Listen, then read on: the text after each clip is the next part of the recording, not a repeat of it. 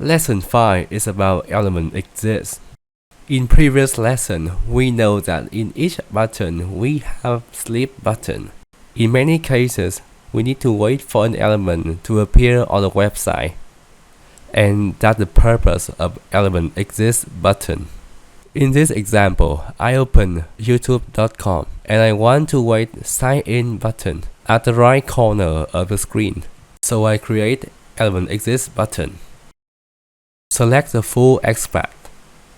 Timeout is the maximum time allowed to find the element. If the automation takes longer, this button will run fail and continue with red dot on the right side of the button. Now let's start automation. You can see that the log window tells element exists button runs successfully.